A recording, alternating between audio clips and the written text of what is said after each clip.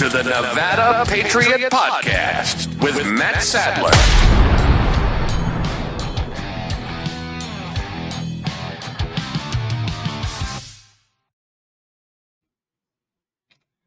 Welcome to another episode of the Nevada Patriot Podcast. I'm so glad you joined us. Today's a very special episode. Just so you're not alarmed, the beautiful voice in the background is none other than my better half, my wife, Sharon Sadler. She is a producer here at the Nevada Patriot Podcast, and today I'm lucky to have her co-hosting, but in the mysterious background. Welcome aboard, Sharon. Thank you for having me on this show. I'm excited for some of these points that you're going to be discussing today. Absolutely. And before we get into the meat and potatoes of today's show, I want to let you know that today's episode is brought to you, sponsored by Pahrump Bail Bonds, your friendly local bail bondsman. In case you were wondering, right now, the sponsorship money probably isn't a lot because there's not a whole lot of people staying in jail lately. And we could say, oh, hip, hip, hooray, less crime in Nye County, but that's not the case. What we have right now is our usual revolving door of justice, brought to you in part by our wonderful judges and our super diligent district attorney's office. Thank you for all the hard work that you do. It must be difficult to get that revolving door spinning faster and faster. Big props to you guys. So today's episode, we're going to talk about some issues. First of all, I want to talk about the heat wave. We're going on day like 175 of temperatures, well over 100 degrees each day. Please stay cool out there. We're finally coming out of it. So I don't know, maybe now's the time when people are going to get a little bit crazy and get outside and get into some shenanigans. But I hope you all stay safe out there. I hope that Pahrump Bail Bonds is not too busy this season. So jumping right into the meat and potatoes like we talked about. First thing that I want to kind of talk about during the show here is tiny house communities and what our role is with that here in Nye County, and more importantly, here in the town of Pahrump. It's been a cause of a lot of debate, a lot of talk, a lot of strong emotions going on with that issue. So in a nutshell, the state of Nevada has mandated by law that every county in Nevada has to have a plan or special areas zoned specifically for tiny house or tiny home communities. Where I think we've fallen off track with that is, and mainly at our county commission meetings, when I'm listening to the county commissioners, it just seems like they are a little bit too gung-ho about being involved, getting ARPA funding to help subsidize the construction of tiny house communities. If you guys have strong feelings about this, I'd like to hear what you have to say on this. If you ever want to let us know at the show here, you could text your comment on that at 775-382-2516. Comment forms are on our website, thenevadapatriot.com. I'd love to hear what you have to say. Beautiful producer lady, what's your feeling on the tiny home communities that they're planning out here in our community? I have all kinds of mixed emotions about it because I don't honestly feel like it's just because I don't understand it. Like the tiny home, like what are we doing? They're going to build tiny homes, which right. I've seen them. They're pretty cool looking. I kind of want you to buy land so we can build tiny homes on our land for our kids because I never want them to go. But I mean, I'm getting off track, but also, Is this going to be just government housing? Yeah. Is it going to be like, how are they putting this to, I don't know. My instinct on it is I'm okay with the Nevada law that says counties have to have this ordinance because affordable housing is a real issue here in the state of Nevada. My problem is when our government officials, tax dollars of any kind, because here's the thing, you can say that ARPA money is free money that rains down like manna from heaven, but there's nothing for free. There's no taxes or no money that the government can give to us that it doesn't first take from someone else. So in the greater scheme of things, these ARPA funds are basically subsidies from American taxpayers that are being now funneled and distributed to the counties to use. Yeah. And I have a problem when they're looking to subsidize basically like any kind of other private ventures. I think the private sector needs to do what the private sector does. So the Nevada law just says we have to have zones for it. We have to have zoning for this. It doesn't say anywhere in the Nevada law that the government has to come in there and start preparing infrastructure, or that our county workers have to start tilling the soil and putting infrastructure in there for these communities. It should be left up to the private developers without our government in any way, shape, or form picking winners and losers on it. And at the end of the day, if it's not handled properly and the government gets involved with it, even at the local level, I feel like they are going to be building something that's going to be a magnet, that's going to not solve our own local homeless issues. It's going to be a magnet, and we're going to get people from Las Vegas or California or whoever knows where coming here, Right. because we're drawing them in. Yeah, and this is another thing that, like, I, and you know my heart, and you know how you are too, that you and I both, as a married couple, and even before we got married, we do have, we help people. We don't have a problem helping people. But there's also another point to where, we come along the side of people to kind of help them. Mm-hmm. But there's also, what you and I are both against is enablement too. So enabling people as well. I see a lot of stuff happening out here in Nye County where people need help with, hey, can someone bring me something to eat because I don't have any food? I'm out of food.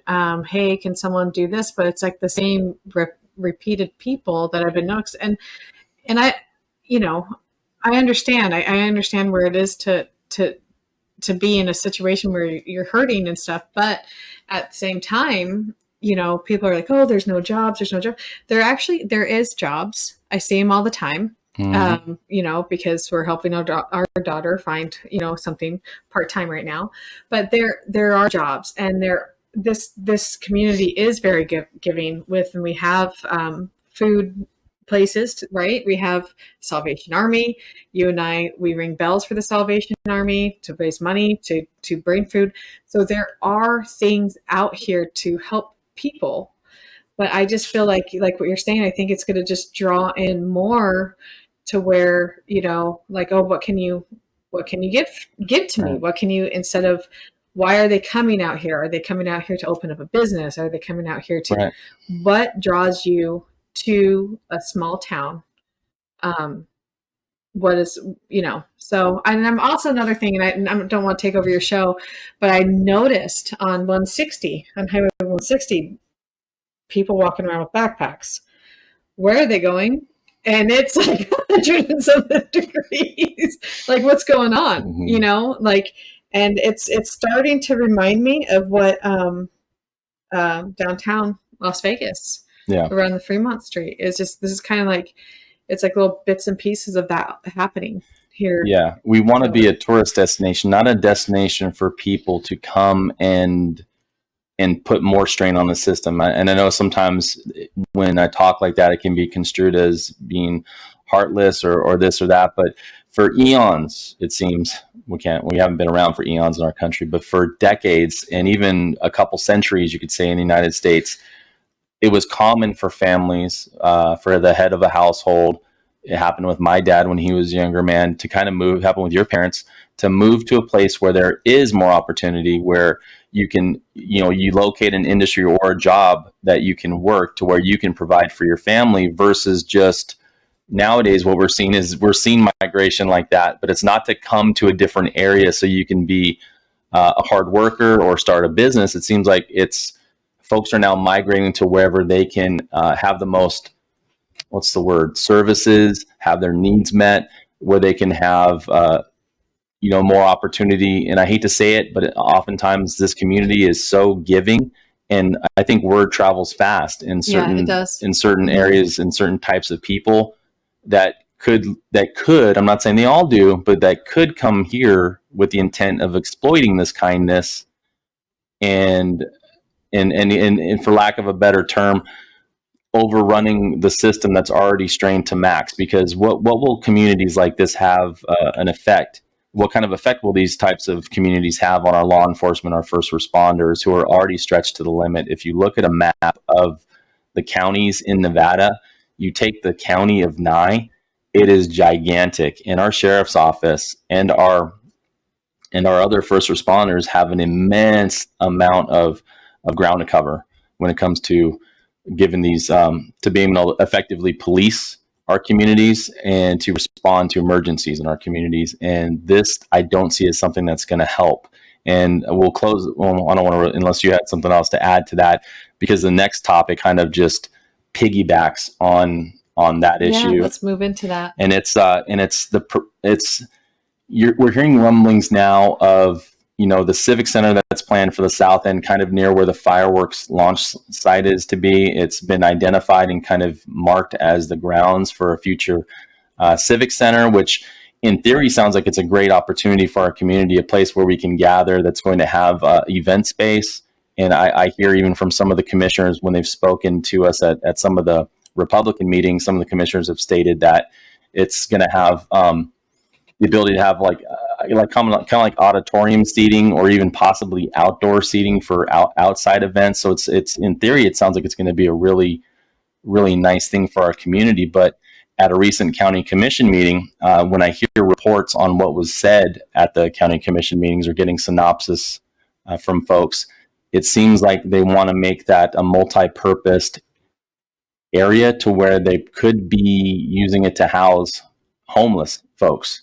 And to me, and it's not about not having a heart for the homeless people. In bail bonds, especially in downtown Las Vegas, I think I've interacted with people in the homeless community more than 99% of the people that I would run into on a day-to-day basis right now. So, and giving them help in the past, jobs to do, just money here and there, stuff to help them get by. So I do have a heart for them, but I have a fear that, again, this whole idea that it could be a magnet to our community, and what the implications of that would be on straining our system here. Exactly. Yeah. You don't want to have it to where it's like, yeah, there's definitely, there's a part where, like at the Bob Roode and stuff, like during the heat wave and stuff like that. Okay, go in there to cool off and stuff and get some water, because, you don't want people to get heat exhaustion and everything. But it's like kind of like if you build it, they will come kind of thing of where, I think we're kind of like promoting, you guys don't have to do, you don't have to do anything for yourselves. And we deep down inside, we need to work. We have to work. We have to stay productive, or we start losing our lives, right. And if that's like not being encouraged, if it's like, I know my kids will just let me, right? Just let me just do all the work, mm-hmm. and to do the house cleaning, to do, just, they will let me do it if I just do it and not let them, but I encourage them. No, this is how you need to be productive. This is, you need to set your goals in life there. And we need that as a society. We need that as being, humans, live your life. Stop enabling. It's that old adage, and it's shared by, Anthony Greco, who also has shows here. He's actually the station operator of 97.7 FM.rocks, which is 97.7 FM. He's actually shared with me his sentiment that it's good to give people a hand up and not a hand out, because I think that's important. And that's how we are raising our kids, right? We're giving them a hand up, basically. So we're there to be that safety net for them. But at the same time, if we're doing every single thing for them, they will gladly let us do that. And it would be not for their ultimate good. So, and that's not saying they have that they're, have evil little hearts and bad intentions. Just like I think people who are in a homeless situation aren't being wicked or evil or anything like that. I'm not going to cast that aspersion, but I think what it does is it does kind of get them almost enslaved to handouts, right. And that's not good. And it's not good for the psyche, because when I deal with people who are, they're living in a rough way. Maybe they're not homeless. Maybe they do have stable residence, but they're not out there being productive. Maybe they're getting a little more benefits than they really should. Maybe they're on SSI when they shouldn't be, because they're not really disabled.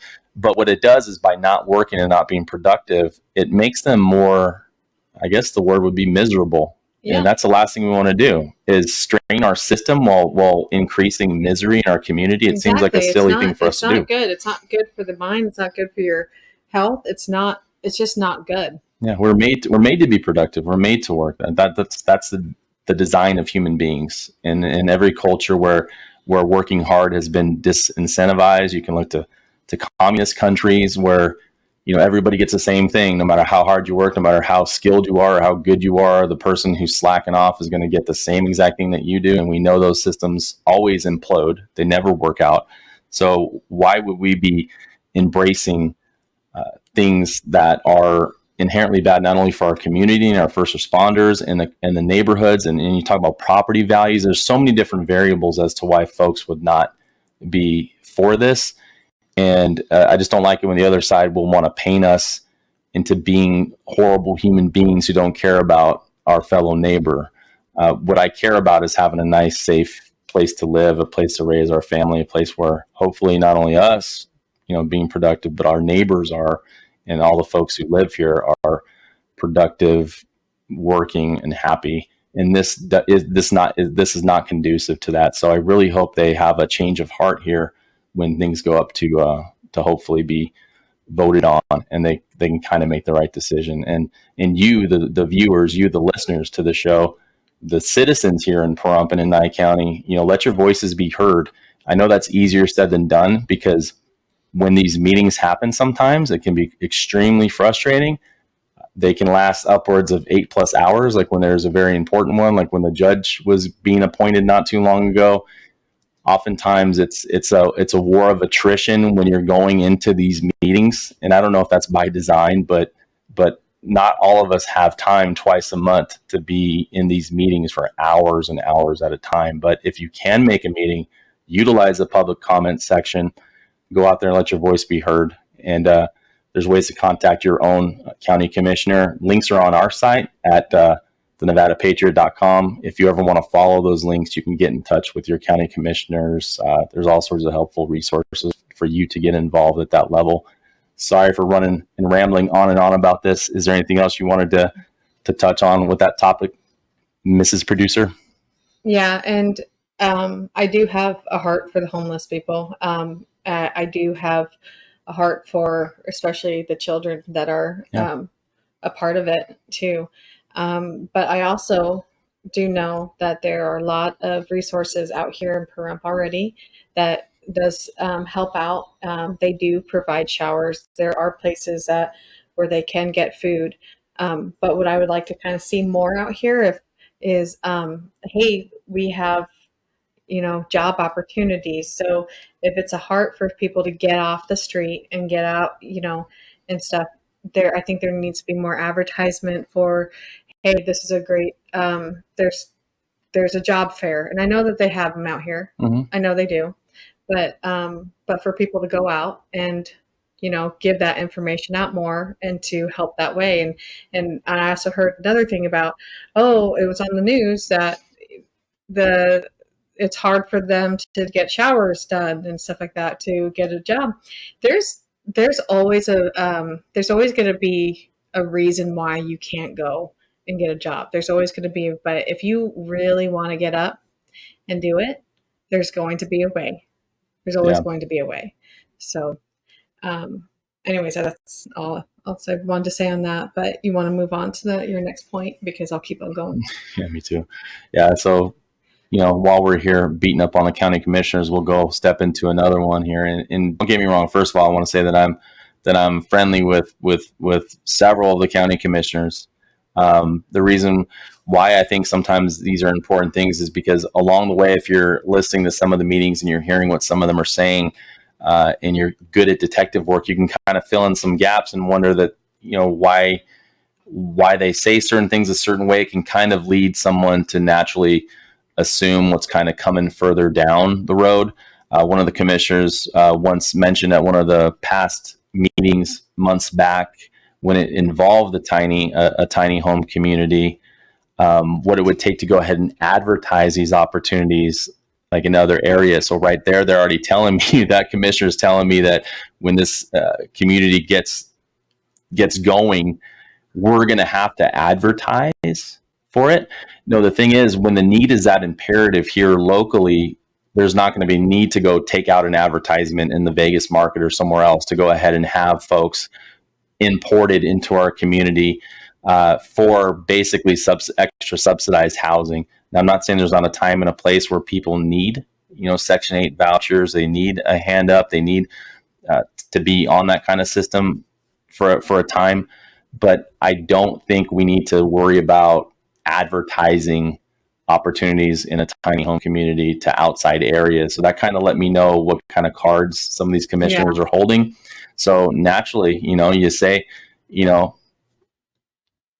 that play silly games, win silly prizes type saying. You say silly things, you win.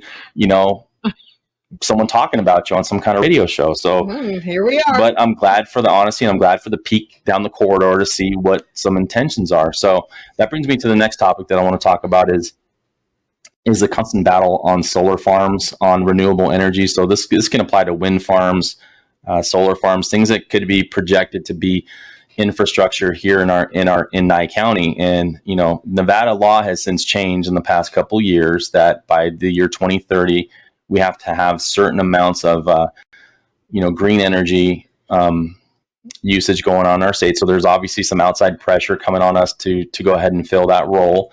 But at the same time, as a community, and even as commissioners, they've made it clear, or the commissioners that have made our point of view clear when they say that, we don't anticipate solar farm projects, industrial solar farms in and around our communities on BLM land or otherwise.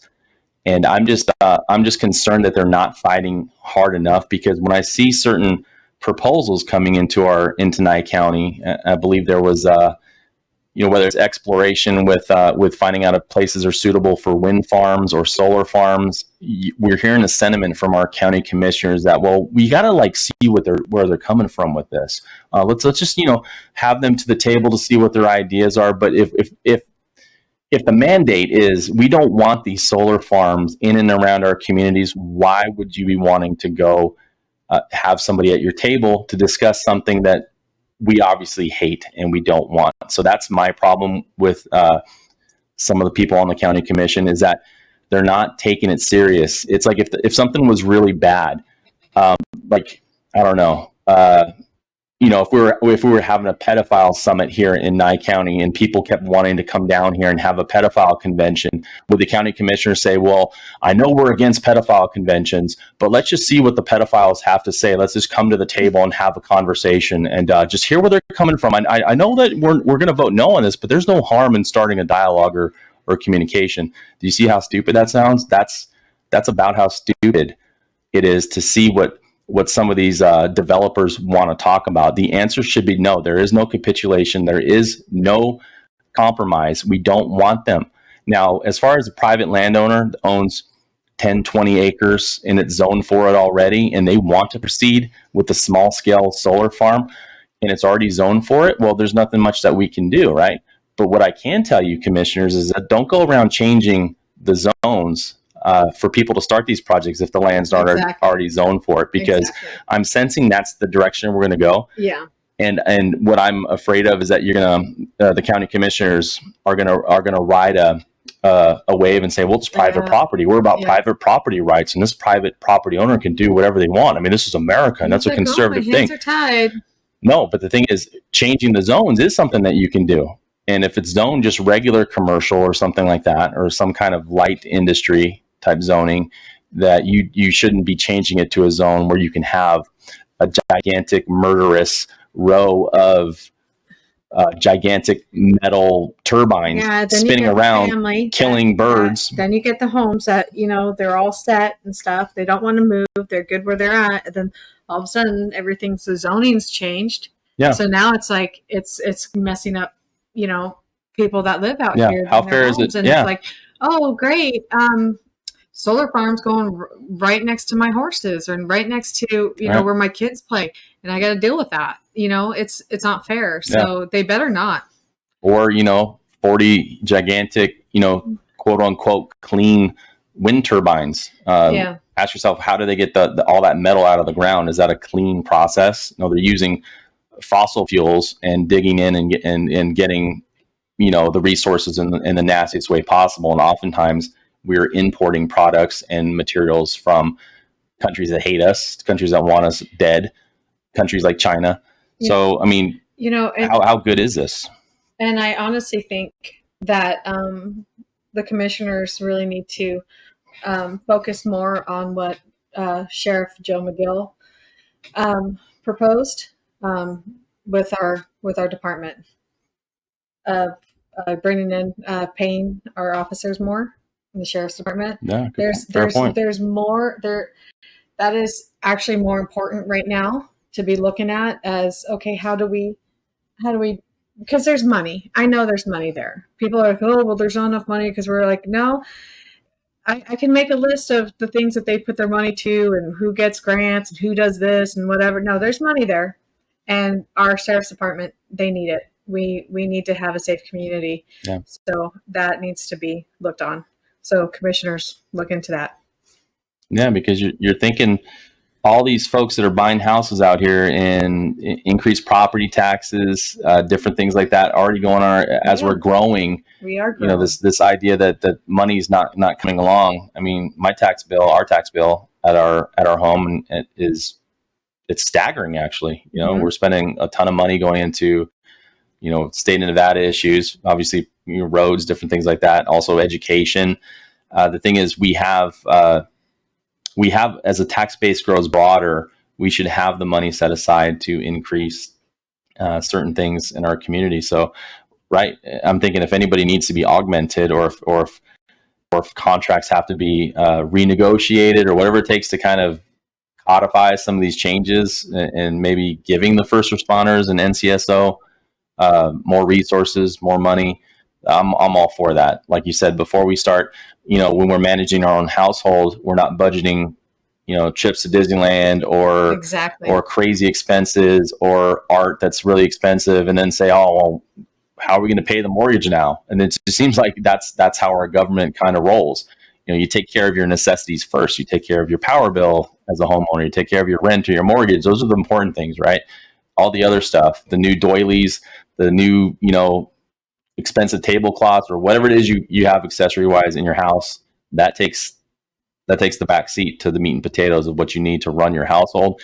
Same thing when you're running a county. Exactly. Your first responders are probably, government's sole role, when I look at government in general, is to just give us enough help, the individual, so that we can maintain our liberty, that we maintain our God-given rights, and that we have safety. And how else do you do that except with, proactive, healthy, and vibrant law enforcement? That's what we need to basically be out there to protect our rights. So I agree with you on that. And and then they're just like out, like, I mean, I know you mentioned how like they were looking for, on full force, looking for Junior, right? I mean, like that, like they were so on it and stuff, but it's just, I just feel like we can't be looking, we can't put the sheriff's department on the back burner on things, because our town is growing. Nye County is growing.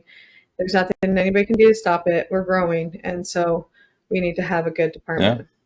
Yeah. And we need them to have the morale, and they're going to have morale if they have the resources they need, because, the other powers that are at work against law enforcement, the attitude in our, maybe not so much in Pahrump right now or in a rural community like ours, but the narrative nationally and through the media is this vitriol toward the police, this vitriol toward first responders or the military or, the country itself. There's a state where we're in a state of, we value the sports heroes and all these people ahead of the police, your average policeman. When I was a kid, there was, other than being a sports athlete, the most common thing that kids would write about, I remember in elementary school, what they wanted to be when they grew up, it was going to be firefighter, policeman. And I don't know if that's the case anymore. And our culture's kind of been at war now, and started around 2008, ironically, is when it all started, when we had a new change in the Oval Office in the White House. And slowly but surely, the hope and change that we were promised back in 2008, I guess this was the change, right? It was our attitude toward law enforcement. So the county commissioner should do what they can to augment that. And yeah, they do need to. And also, it's like we have Sheriff Joe McGill has all, like, hands on deck looking for somebody else now. They're in search for John Thomas, which I hope and pray that they find him, especially out in this heat, and that he turns up soon. So I know we got to touch on some other stuff here, but the folks, thank you, Sheriff's Department, for all of you, everything that you guys do for us. And pray that you, the Sheriff's Department, all the guys, that you guys stay safe, men and women out there looking for him. And I pray that he turns up soon, healthy. Yeah, so he was a 78-year-old man who was at a dental appointment at the dentist office, kind of behind. Was the dentist office behind, I think, Walmart there on Dahlia, and he's been missing.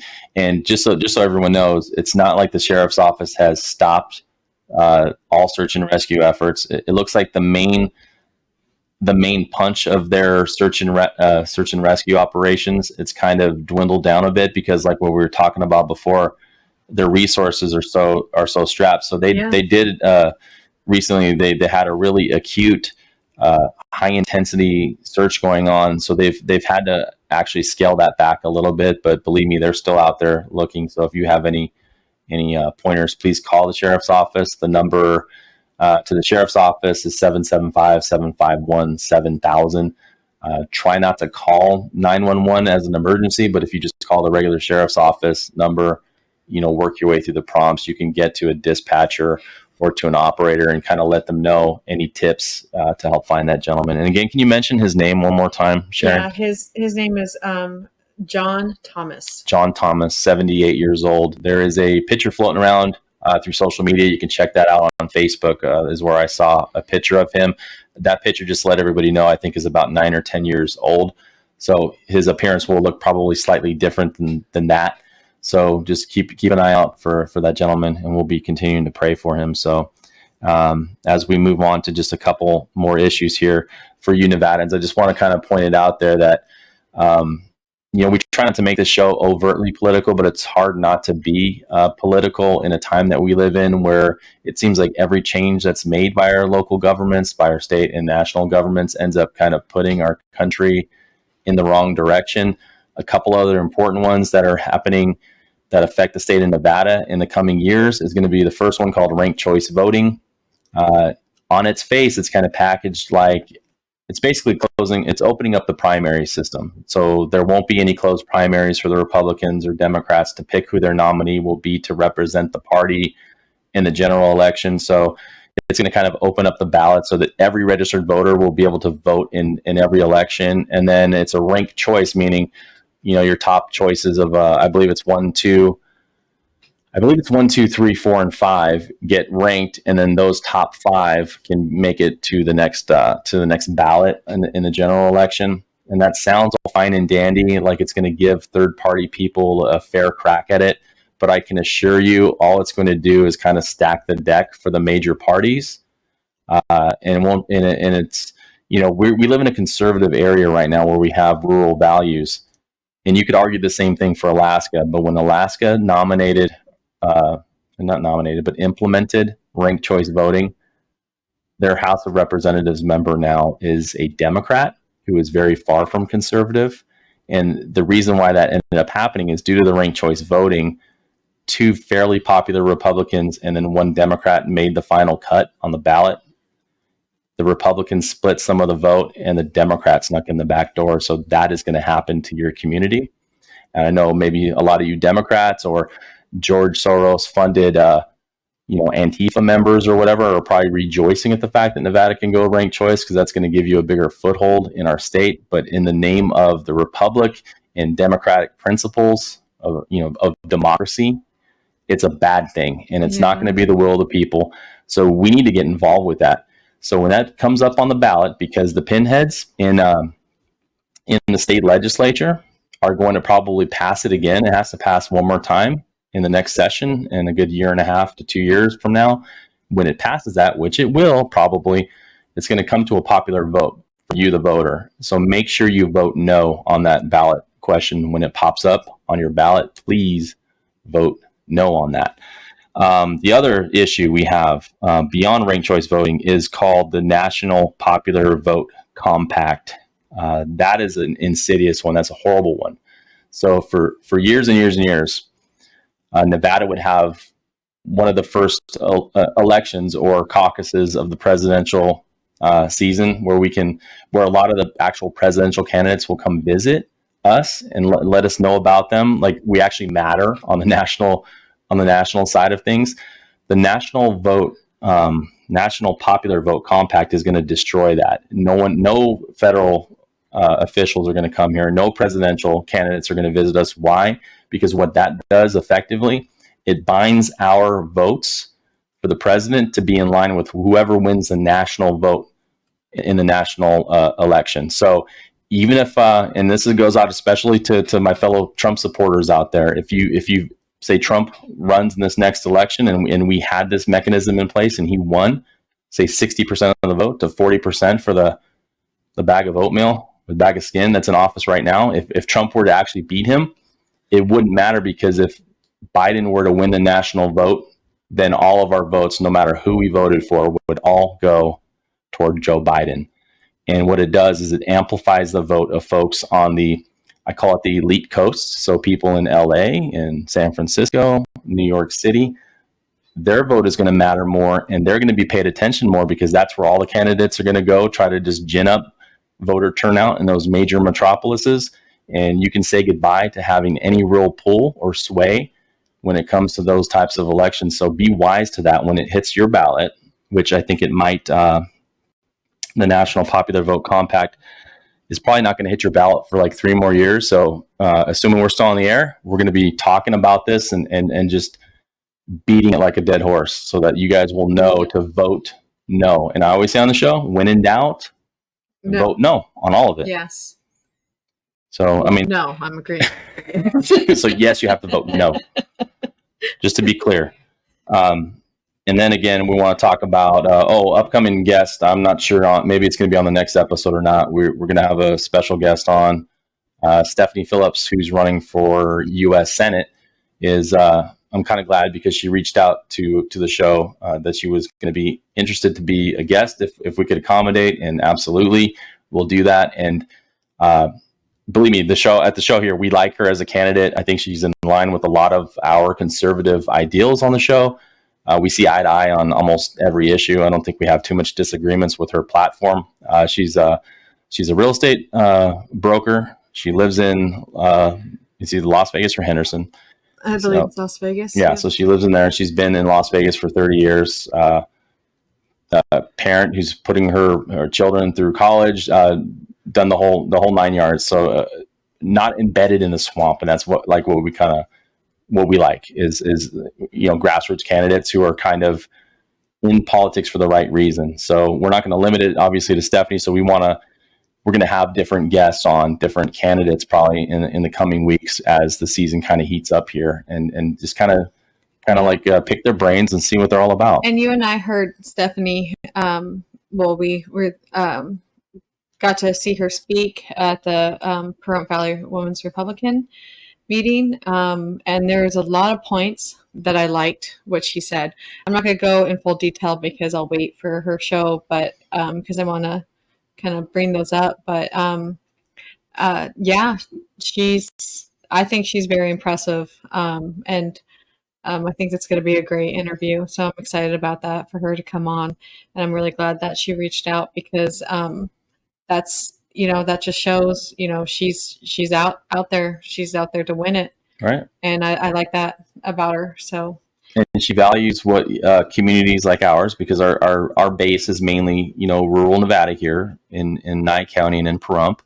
I mean, she could be spending all of her time, talking at major events in like the Las Vegas area and Clark County, where the lion's share of all of our citizens live, pretty much in that area. But it's important, because I think she's coming out here and in places like Pahrump and other parts of Nevada, because I think she's going to try to earn, the vote of the people in all the counties in Nevada. And I think that's how you have to go about it, is you have to You have to actually go out there and meet your voters, and she's not beyond that. So hats off to her. I know she's in a race right now. The other declared candidates are Jim Marchant and Sam Brown. So obviously, if either one of you gentlemen are hearing the show or watching it, reach out at the NevadaPatriot.com. Find me on Facebook. We're under the Nevada Patriot Podcast with Matt Sadler on Facebook, and we'll get you situated as well. We can do it through StreamYard and Studio, however we can accommodate. I'm sure we can make it happen.